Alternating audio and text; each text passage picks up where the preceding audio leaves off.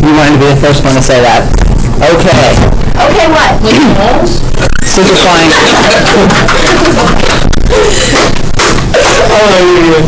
Just like taking a picture, you had to take the bad picture first. Like, okay, let's do silly one.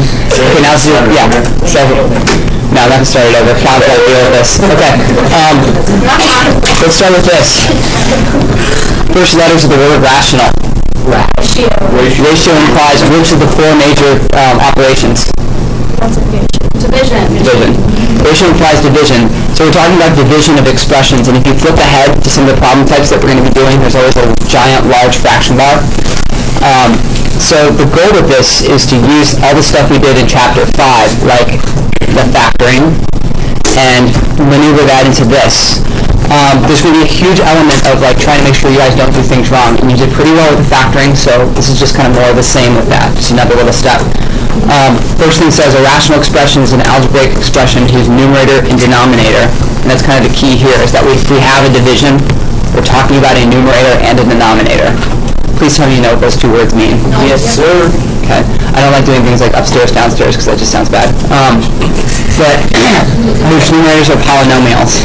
And what's that one thing that you said one time, like, it would be hard at first, but you'll learn.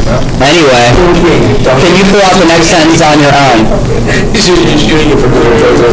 Rational expressions are Zero. As long as you see the denominator can never have a value of. Reagan.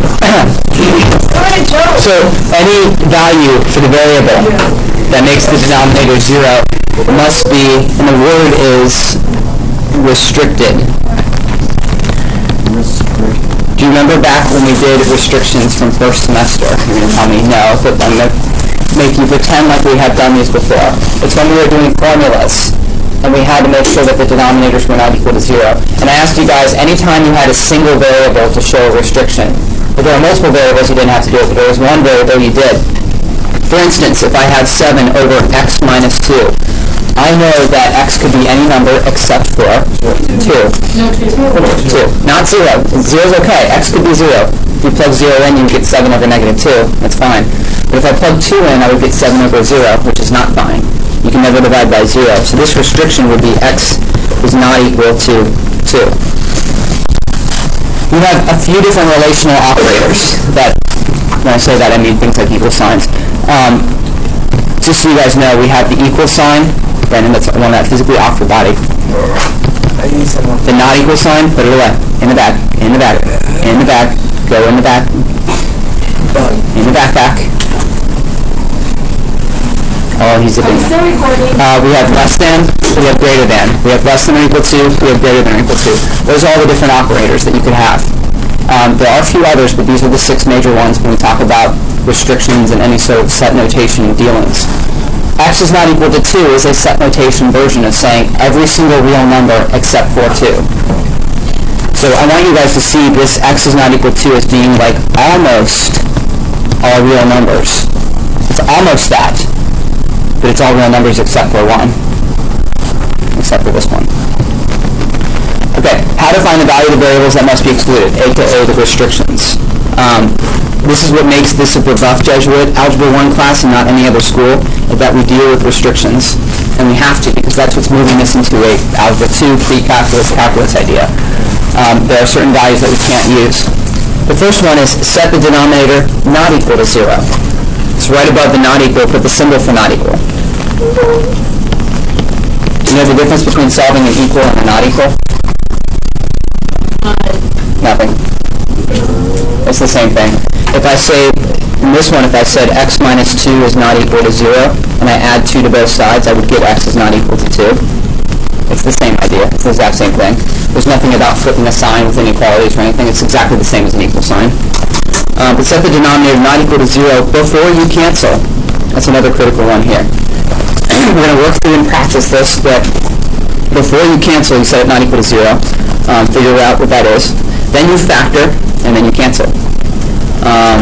So, a few more things before we get to this. When we simplify, you can only cancel common factors, not terms. I'm going to say that many, many, many times. You can cancel factors, but not terms. You must factor before canceling. And if I'm going to go all pet peeve on everyone, I hate this word cancel. I think I've said that a few times before last semester, but I really don't like the word cancel. I use it because we use it, we all use it, but canceling is not a mathematical operation. Canceling implies a mathematical operation that we just don't say because I don't know. But do you know which operation implies? Division. Canceling is division.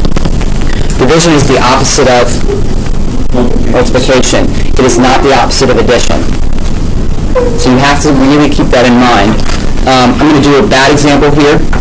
If I have 7x plus 1 over 7, a lot of people really want to cancel those 7's out. If I have x plus 2 over 2, a lot of people really want to cancel those 2's out. Canceling is the opposite of multiplication. This 2 is not being multiplied up here, it is being added. That makes that unable to be canceled. So we'll talk about when we can and when we can't and what the difference is. But the real difference between factors and terms, factors are things that are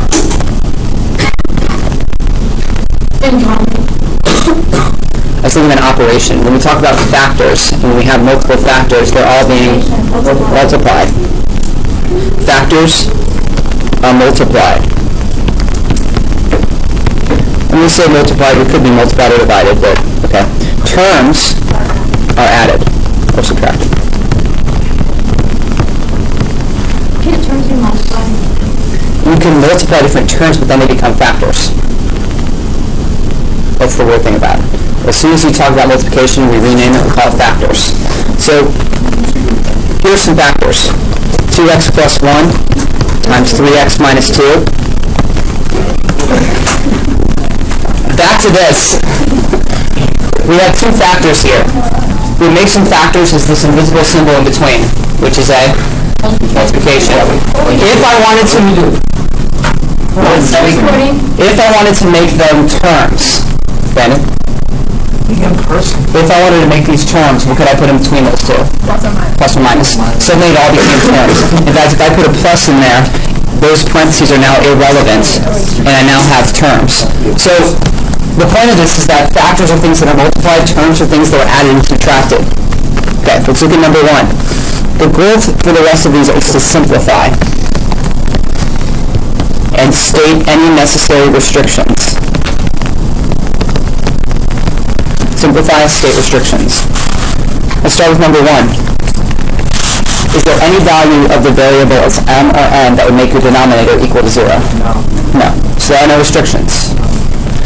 Next, we're going to factor the numerator. How do we do that? This is good practice for tomorrow. Half the time you guys have asked me how to factor something, the first thing I tell you is greatest common factor.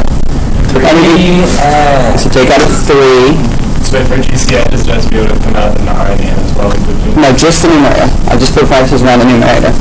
So I'm going to take out a 3, and I get 4m minus 5n over 9. Can you take it out over everything, though? Well, I could, but that's what Sam was asking. That you can't. We're looking at just the numerator, because I'm looking to see what can I take out of the numerator, what can I take out of the denominator. Now, you're right. The next step is going to be we're going to divide the 3 out of both of them. So I look at 3, I look at the 9. This is the canceling part, which is really division. What do you get when you divide 3 into 9? So 3 over 9 becomes 1 over 3. And that's the simplified part. We're just going to rewrite it one more time. 4m minus 5n all over 3. Let's go to the second one. Why didn't you just divide the 3 in the first step? Because I want you to factor first. You can factor that all together. I know you can take a 3 out of everything, but I want you to factor and then cancel. That's going to become the theme of this whole thing. Factor and then cancel. Let's go to number 2. Let's factor first. Don't cancel yet. What do I get when I factor the numerator? You get p minus 2. Well, 4p in front. Don't forget the 4p. Yeah, of course. That's where you got the 2p minus 2 all over 4p cubed. Before canceling, we must look to see if there any value of p that would make the denominator equal to 0. No. 0. So off to the right, I'm going to put p is not equal to 0. Somehow identify that that's the new thing here. That's the restriction on p. Before canceling, I had to say p is not equal to 0. You shouldn't do that. Okay, then we're going to cancel the same way we did with some of the other stuff. A 4 over 4 becomes a 1 over 1. I do want you to put 1 over 1 because I want you really to have this sense of understanding that when you divide a number by itself, you get the number 1. You don't get the number 0. What does p over p cubed become? P squared in the denominator. So I cancel the p, and I cancel the p cubed, and I get 2 there. P over p cubed is p squared in the denominator. Then I'm just going to rewrite and clean this all up. I have a p minus 2 all over a p squared. That's done. There's nothing more you can factor out of the numerator. So you don't like when you factor out? Out of the numerator? Because it's a p minus 2, and there's no GCF between p and the 2. Okay? That's where, like, remember how we talked about the... I mean, from the denominator. Well, you could, but I couldn't cancel out anything. I mean, it's just a p times a p. Okay. Yes, you can. Brandon, focus. Before we move on, I want you to see the denominator for what it really is. Actually, this problem for what it really is. You don't have to write this down, but really what's going on with this problem is that you now have a p minus 2 factor in the numerator, and you have a p and a p factor in the denominator. The reason you can't cancel anything is because nothing's identical between the numerator and denominator. P minus 2 is not the same as p. Now, what would you put? You would put this. I like the video that was better. Yeah, we love listening to class. Well, you complain no matter what. You complain with video notes and without. I mean, but you can always like it. I saw you a hard time. I know. I appreciate that. Number 3, we still have to factor. The numerator is already factored. There's no pluses or minuses. It's just a times b times b. That's factored. Don't worry about that. Denominator is not. Let's factor that thing out. So I'm going to rewrite the numerator. GCF for the denominator is AB. I take that out and I get A minus B. I'm tired today. Okay. I'm not going to make you guys state restrictions if there's more than one variable.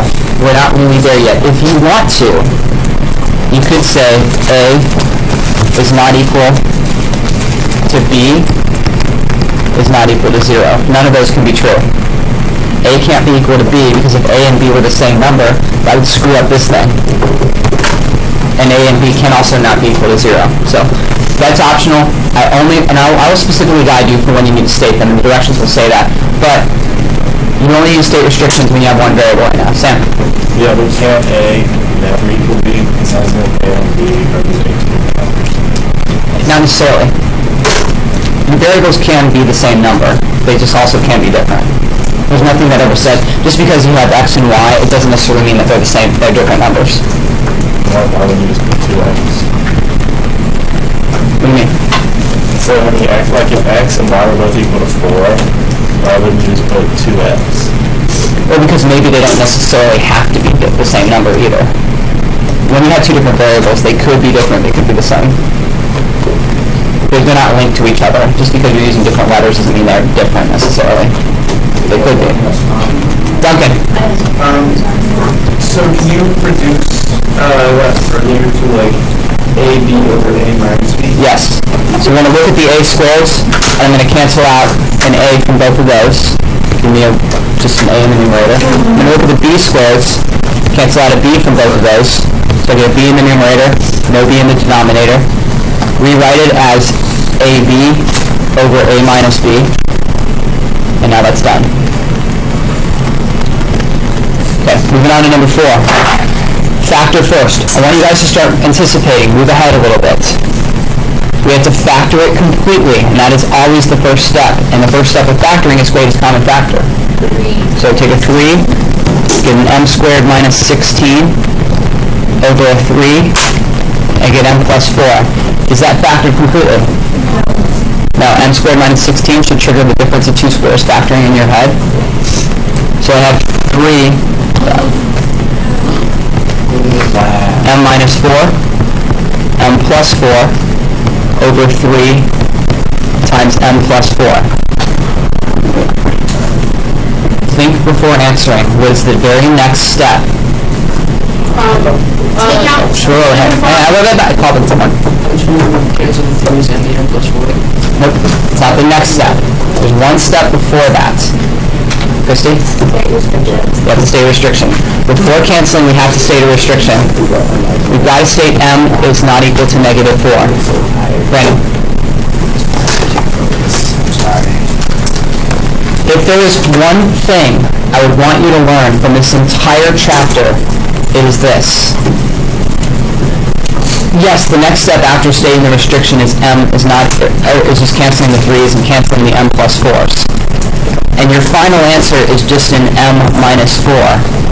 But I would not be able to say that that's the final answer without also saying m is not equal to negative 4. Because I would not have been able to cancel the m plus 4's if m was equal to negative 4. That is the part that I want you to kind of pick up from this chapter.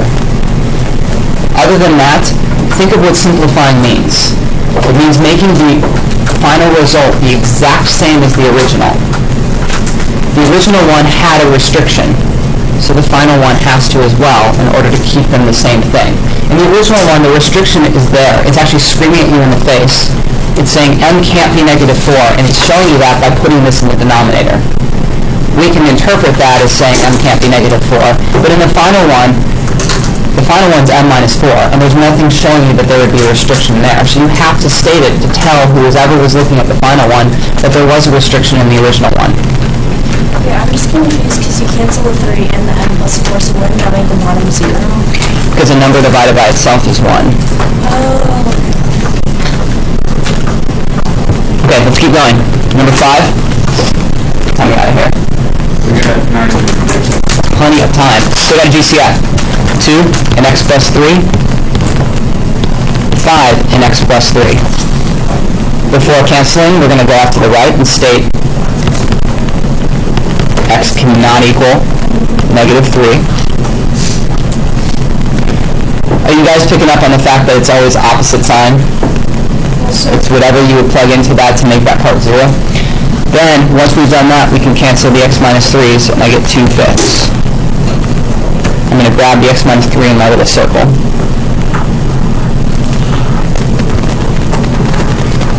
Number 6, we have some factoring to do. So that x is not equal to negative 3 and 2 over 5 is your final answer together? Yep. For number 6, we have to factor the numerator out. I know that's 3x and x. That'll make it a 2 over here, 1. And I want it to be a positive 5, so I'm going to go positive 6, negative 1. Does that work? No. Positive 6. That should be a plus right there. That works.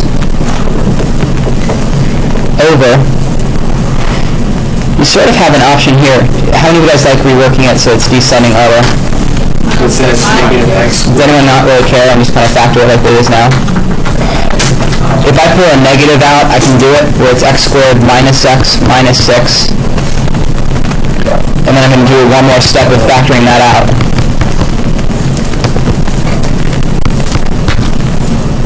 We'll have negative x minus 3 and x plus 2. What's your next step? Restrictions. Yeah. What are your restrictions? X cannot equal 3 and negative 2. Cancel what you can. And I could say 3x minus 1 over negative x minus 3. Oh, wait, no, you're doing Or I could distribute that negative in the denominator, because if you factored that denominator out without taking the negative out, you would have also just had this 3 minus x. That's fine too. They're both the same thing. Number 7. Did I make a typo? Am I trying to illustrate a point? Can you factor that?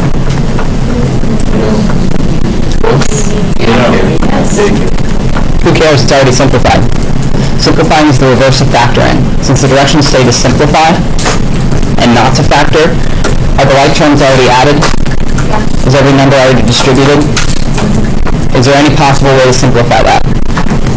No. You might be able to factor it, but again, who cares?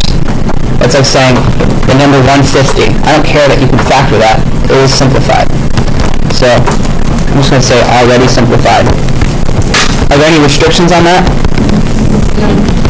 Now, what's the denominator? 1. There's no variable in 1. It's already simplified, no restrictions.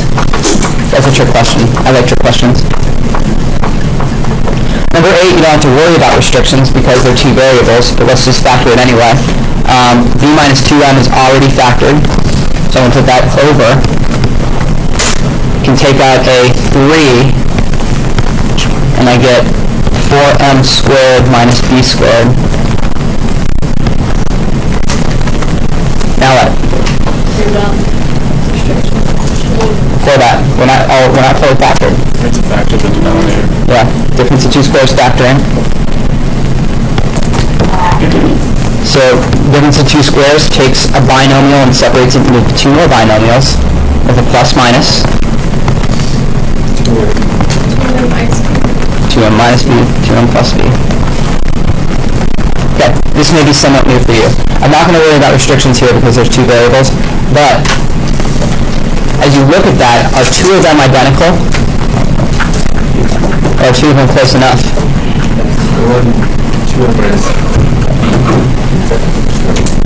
Wait for this. What is 7 minus 2 divided by 2 minus 7?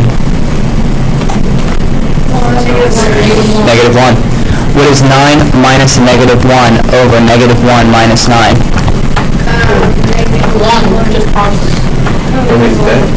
Negative 1. What is x minus 1 over 1 minus x? What is x minus y over y minus x?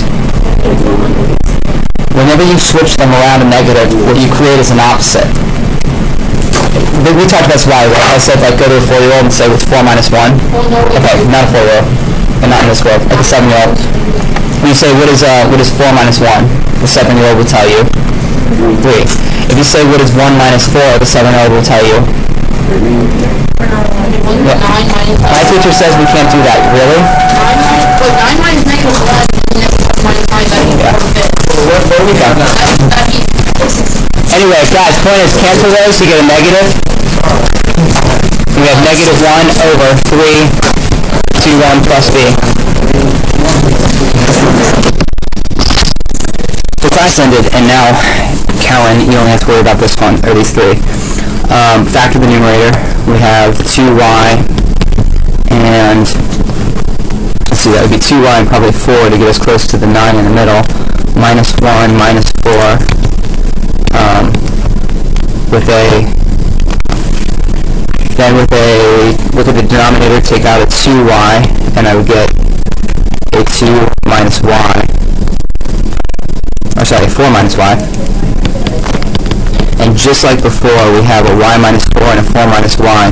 Those are opposites, so when you cancel them, you should have a negative. We can just stick that negative wherever we want, either in the numerator with the denominator, or in front, but not both. And we end up with, I just put in the numerator, negative 2y minus 1 over 2y. As far as restrictions go, let's look back at this step. If you ever miss or skip restrictions, always look back at this step before you cancel. This would be y is not equal to 0 or 4. The 0 coming from the lone y there, and the 4 coming from the factor that we actually canceled. So this is our final answer. For number 10, we have a numerator. Greatest common factor first, there is none. Denominator, greatest common factor, there's also none. So then if I look at the numerator, I get, let's split this up. Let's try 4 and 3, so 4x, 3x. And then this would be y and y. If I try 2 and 1, I think I'll get it with the 8. Yep. So this should be a negative 2y, positive y. Factor the denominator. And I should get, let's try 2y and 2y. 3x and x.